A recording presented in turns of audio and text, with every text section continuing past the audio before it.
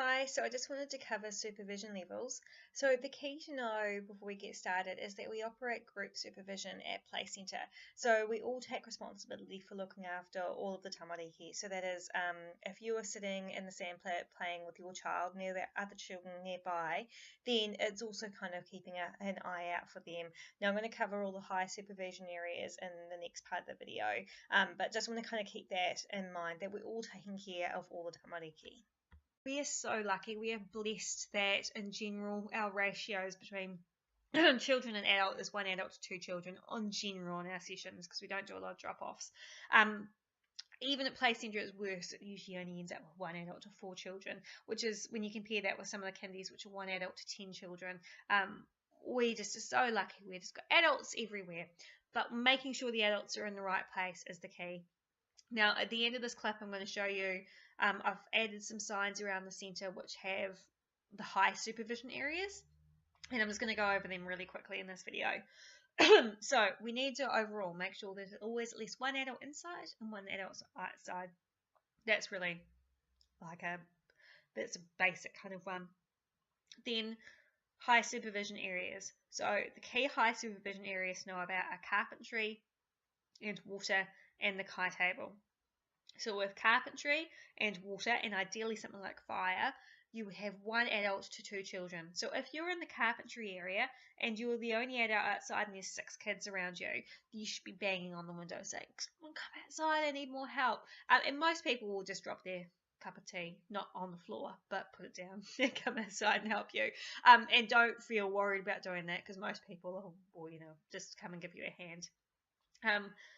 If you are in one of those areas like carpentry and water and you need to leave because you need to go to the toilet, ideally, same thing, bang on the window, yell out to someone because you cannot leave kids there without an adult present. That also means that we cannot let the kids open up carpentry or open up water play by themselves because we need an adult present. Now, if you set up something like water play or carpentry and all the kids go away and you're left there and you think, well, what's the point of me standing around here? They have to be packed up. They cannot be left unattended. So I know that can seem like a bit of a drama, especially if you think the kid's going to come back again. Either you stay there or you pack it up, unfortunately. So you also want to make sure that you've got 1 adult to every 4 children as minimum for other areas outside, like physically active and in the sandpit. So if you watching outside and you see 1 adult and with 10 kids with the hoses in the sandpit, then it might be a good idea just to get a few of you out and go and sit in the sandpit as well. It's all about supporting each other. If there's 1 adult with 10 kids somewhere, then there's a whole bunch of adults sitting around either trying to do, have a cup of coffee or they're busy doing something else. And maybe it's not the right time to be doing coursework or something. So it's just discussing it as a team. Kai table. So Kai table is like carpentry and water.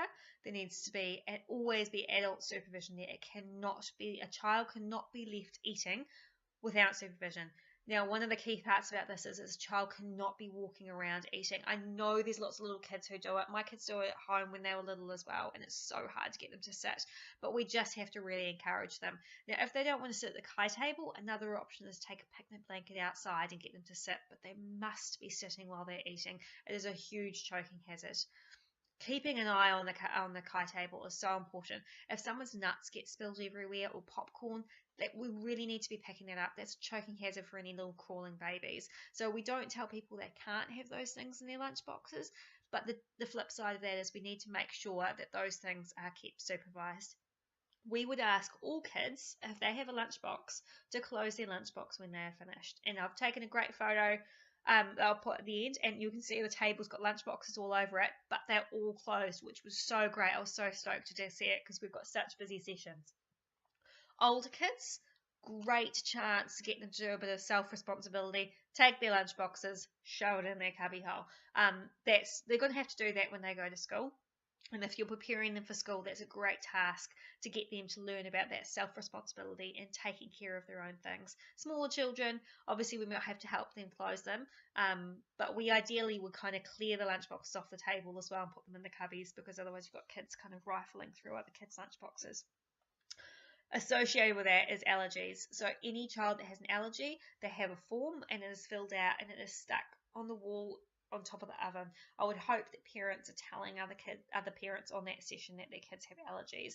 The moment we're managing things all right, if your child has an allergy and you feel like it's not being really managed well by the rest of the team, say something. If you don't feel confident saying something to your team, then say something to one of the presidents and they will help you sort it out, okay?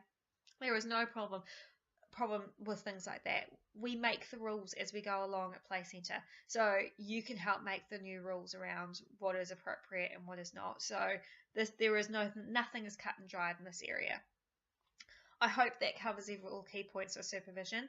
I don't want it to be the fun police and take away from you having a cup of coffee, because there's times when it's perfectly able to go and do that at centre, but we want to make sure that the tamariki who are at the heart of the matter are being looked after, and that they are having an engaging and safe experience at Playcentre.